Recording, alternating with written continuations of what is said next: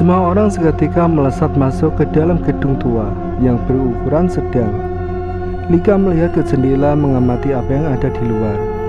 Saat itulah Rizky mengatakan kalau Nyai sudah pergi. Hal ini terasa dari aroma wangi tubuhnya yang sudah lenyap. Tapi rupanya ini belum selesai. Andris yang pertama menyadari kalau di dalam bangunan tua ini ada seorang pendaki yang sedang duduk menatap mereka dengan pandangan mata yang tajam dan dingin. Seorang pemuda biasa yang memiliki kulit pucat seperti mayat. Rizky kemudian meminta semuanya temannya mundur. Dengan gemetar Rizky kemudian berkata kalau pemuda yang ada di depannya ini meskipun memiliki baju pendaki, tapi aroma tubuhnya wangi sekali, seperti aroma minyak kasturi. Rizky tahu dia bukan manusia.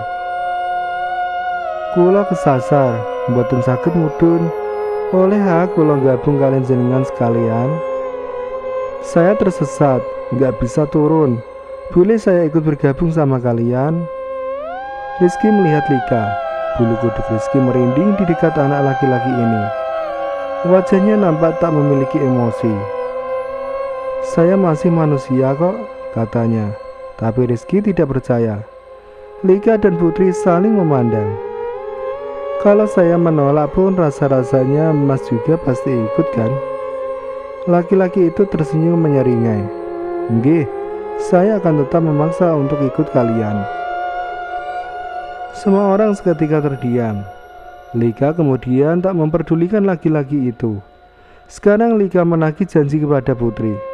Nang di kampungnya, nang di tiange. Di mana kampungnya? Di mana dia?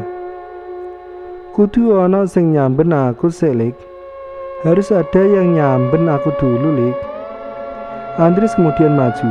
Dia berkata kalau seharusnya ini pekerjaan prio. Tapi orang itu sudah pergi dan tidak tahu bagaimana keadaannya. Sementara Lika juga tidak mengerti caranya. Rizky dan Koco sama bingungnya. Apa yang dimaksud nyamben ini? Putri akhirnya menunjuk Andris, memaksa bocah itu melakukannya apapun resikonya. Mereka sudah berjalan sejauh ini, naik atau turun sama berbahayanya. Andris nampak ragu. Dia ingin menolak tapi Lika melotot ke arahnya. Anak itu pun akhirnya setuju melakukannya. Di depan bangunan itu, Andris menyalakan kemenyan yang dibawa oleh Lika. Dia juga mengambil daun pandan.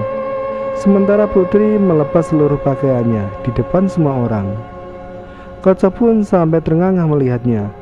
Tidak ada yang tahu apa yang mau dilakukan oleh Putri. Hanya menggunakan pakaian dalam di tengah suhu yang sangat dingin. Putri kemudian memberi gestur orang yang seperti bersimpuh di depan tungku kemenyan yang menyembulkan asap. Andris yang berdiri di belakangnya kemudian melilit leher Putri sampai anak itu tersedak dan meronta-ronta. Rizky dan Koco sempat mau beraksi menghentikan Andris, tapi dihentikan Lika. Sementara wajah Putri sudah kemerahan, matanya melotot ke atas sebelum dia rubuh tak sadarkan diri. Andris membuang kain yang dia gunakan untuk melilit sekaligus daun yang ada di dalamnya. Saat Rizky bertanya apa yang dilakukan oleh Andris yang memilih diam dan masuk ke bangunan sendirian, tiba-tiba tersentak saat melihat Putri mencium tubuh Rizky. Dia seperti binatang yang mengendus. Dengan wajah menyeringai dia berkata, "Kembang iki iso nuduhi nang ndi mbak mundur. Kembang iki bisa menunjukkan di mana keberadaan kakakmu, nak." Rizky seketika menyadari aroma tubuh Putri sudah berbeda. Jika ada wangi yang bisa mengalahkan minyak kasturi, itu adalah wangi tubuh Putri yang membuat Rizky menggigil karena merinding. Sorot mata Putri lebih seperti sorot mata orang yang sedang kosong, teduh, sejuk, tapi menakutkan. Rizky sampai harus menghindari sendiri dari pandangan Putri di belakang tubuh Koco. Sementara Koco tertuju melihat tubuh Putri yang begitu berisik, sembari sesekali menelan ludah.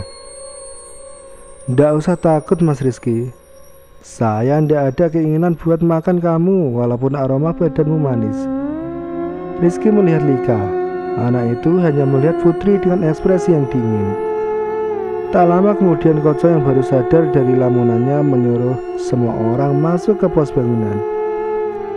Putri berdiri bersama dengan Lika. Mereka seperti sedang berbicara. Lagi-lagi Rizky mendapati tingkah Putri yang sedikit aneh. Sesekali mereka seperti sedang melihat ke arahnya. Rizky merasakan sesuatu yang tidak mengenakan di dalam tubuhnya, tapi dia masih belum tahu apa itu. Andries duduk di pojok sembari menekuk lutut.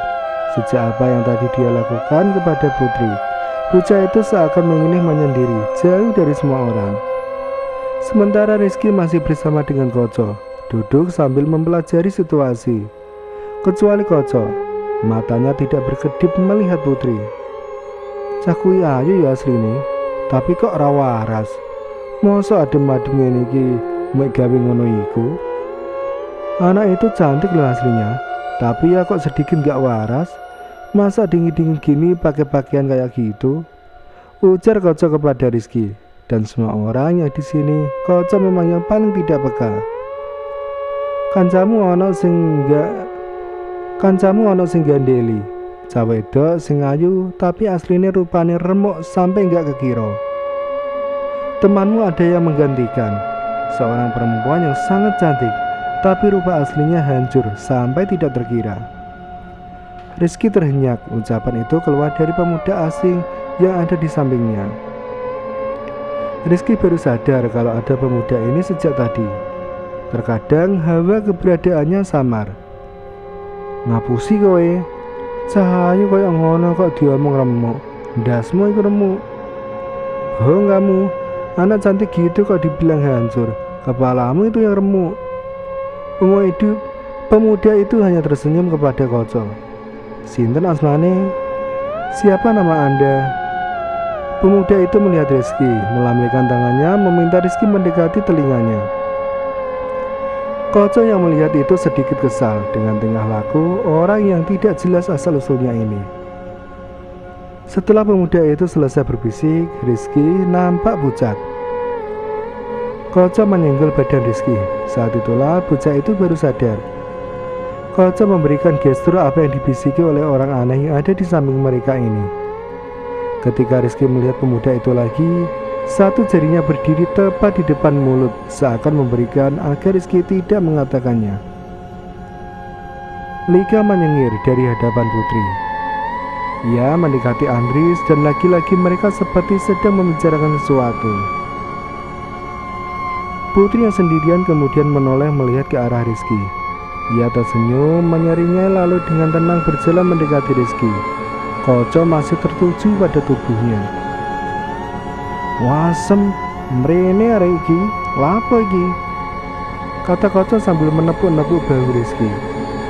Saat jarak di mana mereka terpaut beberapa langkah, Putri berhenti lalu melirik pemuda yang juga sedang melihatnya. Ada garis wajah yang jijik saat mata mereka bertemu. Tak lama pemuda itu pergi. Putri kemudian meminta Rizky berdiri. Ia menegakkan wajahnya sambil berkata, "Mari ngene nek sawute wis padha mudhun, kabeh mlaku maneh ya. Kampunge wis sithik, kowe karo Lika kudu gelem jamin cacah iki. Setelah ini kalau mendung sudah turun, semua jalan lagi ya. Kamunya sudah dekat. Kamu dan Lika harus mau menjamin anak-anak ini." Jamin? Rizky bingung dengan ungkapan itu. Tapi Lika kemudian berkata, "Yo, aku karo Rizky sing jamin." "Ya, aku dengan Rizky yang akan menjamin." Rizky yang melihat Lika kemudian tak berkata apa-apa. Wajah pemuda yang menyingkir itu sempat menunduk seperti kecewa dengan keputusan Rizky yang tidak melawan Lika sama sekali. Sementara Koco yang paling bingung dengan situasi ini hanya bisa menganga. Apalagi dia satu-satunya yang rasa-rasanya masih ingat